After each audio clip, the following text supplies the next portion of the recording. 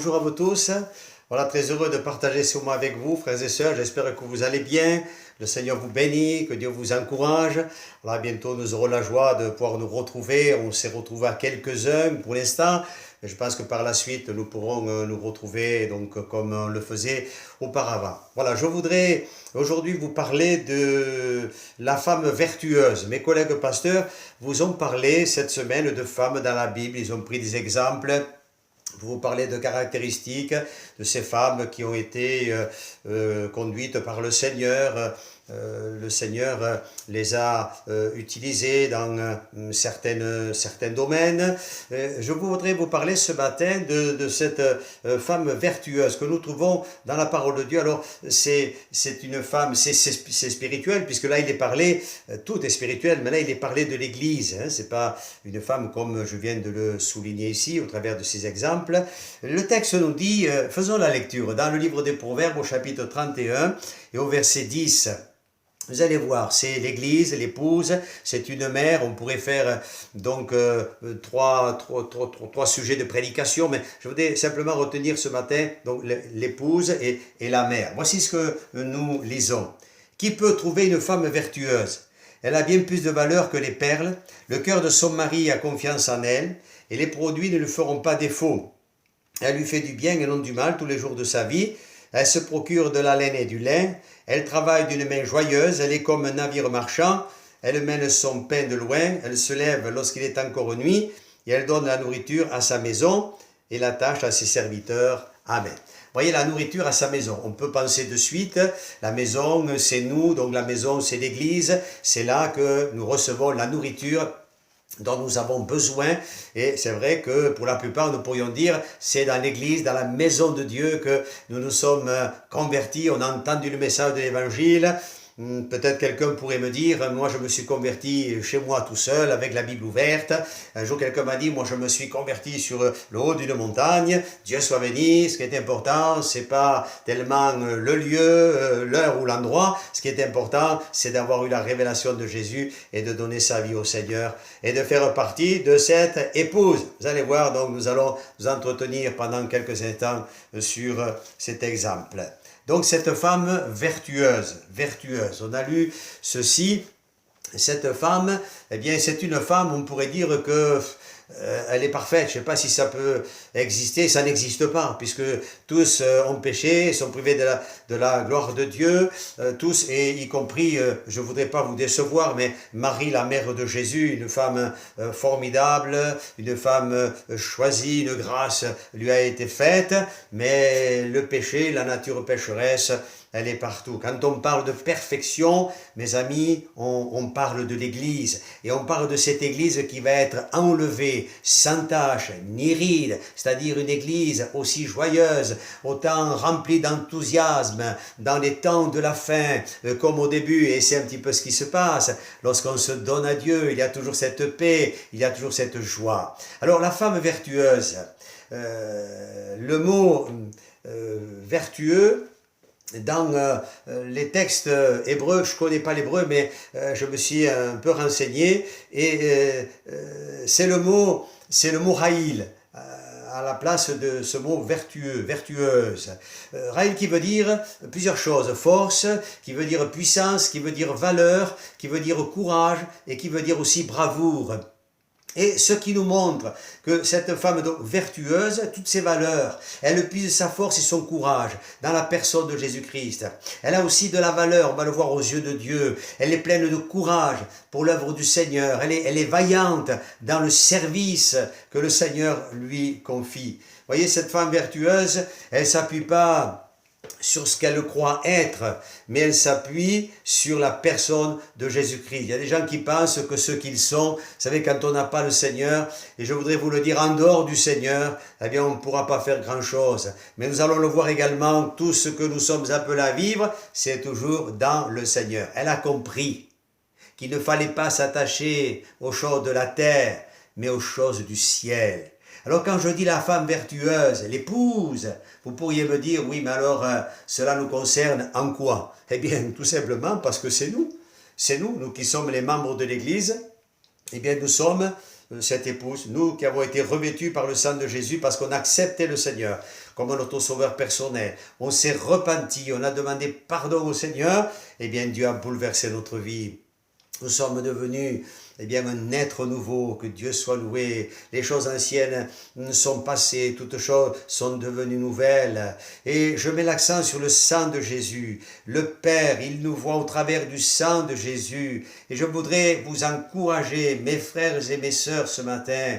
Ne vous laissez pas accuser. Il est vrai que nous nous sentons quelquefois méprisables, nous nous sentons indignes et on se dit mais Seigneur, toi tu es digne, parce que peut-être il y a eu quelques failles, mais mes amis, nous sommes sous le sang de Jésus et nous n'avons pas le droit, il ne faut pas nous laisser accuser. Quand il y a des choses à régler, on les règle, mais n'oublions pas que nous sommes enfants de Dieu et que le sang de Jésus, c'est toujours un sang purificateur. Tu as de la valeur aux yeux de Dieu. Oui, l'épouse, l'Église, parfaite en Jésus-Christ, et c'est ce que nous sommes.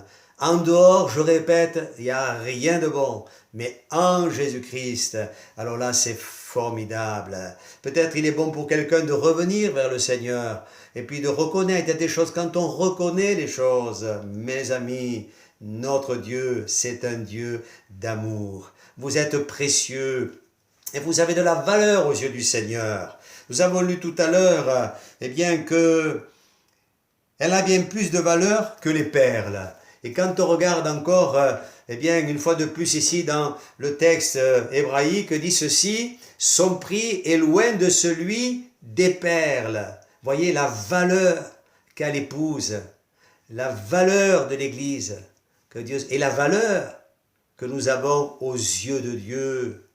Mes amis, c'est pas pour rien que Dieu a donné son Fils Jésus à la croix. C'est parce qu'il nous aimait et c'est parce qu'il nous aime.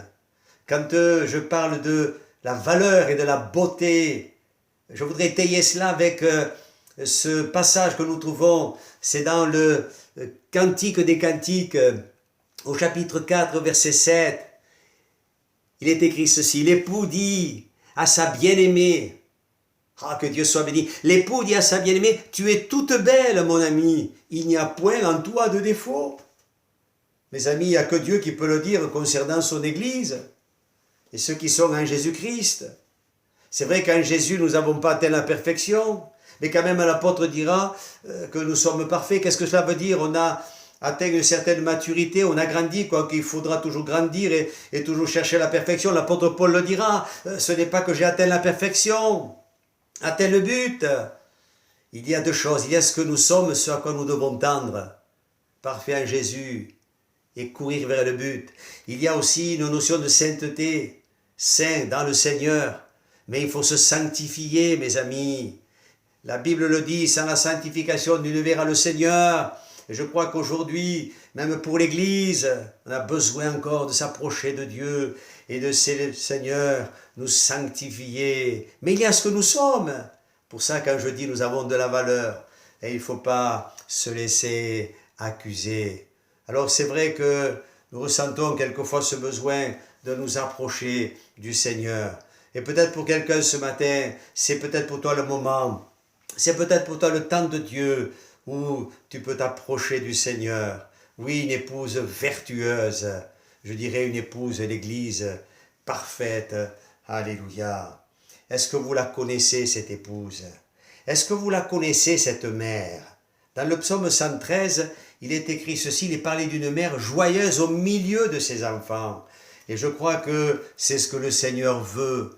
Il veut que nous puissions réaliser, n'est-ce pas, cette joie de sa présence, cette joie d'avoir la possibilité toujours de revenir vers lui en toute simplicité, en toute humilité, sans orgueil, avec des cœurs simples, des cœurs ouverts, des cœurs vrais. Connaissez-vous cette mère? Je pense à ce que nous dit la parole de Dieu quand il est parlé du fils prodigue. Les chrétiens, on connaît cette parabole, ce fils qui revient, qui a besoin d'être lavé, qui a fait des erreurs. Son père l'attend les bras ouverts. Mais il y en a une aussi qui a dû être contente. On n'en parle pas. C'est sa mère, parce qu'il n'est pas né. Il a bien fallu qu'il ait une maman, ce garçon. Moi, je pense aussi au cœur de cette... Je pense à l'Église. L'Église, elle est heureuse. La mère, elle est heureuse. quand elle voit un enfant qui revient se jeter dans ses bras. Que Dieu soit béni. Au sein de cette mère, et quand je parle du sein de cette mère, il y a eu des appels, il y a eu des hommes qui se sont levés pour servir le Seigneur. Il y a eu des ministères, et je bénis le Seigneur, parce que c'est elle qui a suscité ces choses. C'est elle qui a envoyé. C'est l'épouse, mais c'est aussi la mère. Je voudrais, en terminant, dire ceci. N'avez-vous pas envie de connaître cette épouse, cette femme vertueuse et cette mère? Eh bien, vous en avez la possibilité en ouvrant la Bible et en recherchant la présence de Dieu, en laissant le Seigneur parler à votre cœur. Vous pouvez la connaître, vous pouvez vous aussi vous jeter dans ses bras d'amour. Que Dieu soit béni. Cette église, cette épouse, cette mère, ben, elle se donne. Vous savez, une maman, ça se donne pour ses enfants. Et puis il y a le Fils qui s'est donné, je parle de Jésus ici, il se donne. Lui, il s'est donné sur la croix. Vous voyez, son ministère terrestre, il s'est arrêté sur une croix. Ça a été terminé. Ça, c'est ce qui était terrestre. Mais ma conclusion est celle-ci, et je voudrais parler à ton cœur ce matin. Et je vous en supplie, si vous n'avez pas donné votre vie à Dieu, faites-le. Parce que là où tout s'est terminé pour Jésus, c'est là que tout pour toi peut commencer ce matin. Et tu entreras dans cette église, et tu feras partie de l'épouse. Tu connaîtras l'amour d'une mère aussi pour toi. Que Dieu te bénisse. Je prie dans mon cœur pour toi. Que le Seigneur te sauve et t'encourage, et que le Seigneur continue son œuvre dans ta vie à toi aussi, mon frère, ma sœur, une femme vertueuse. Lisez-le, ce chapitre 31, en entier, et vous verrez, c'est merveilleux. Je vous dis au revoir, à bientôt, bon courage.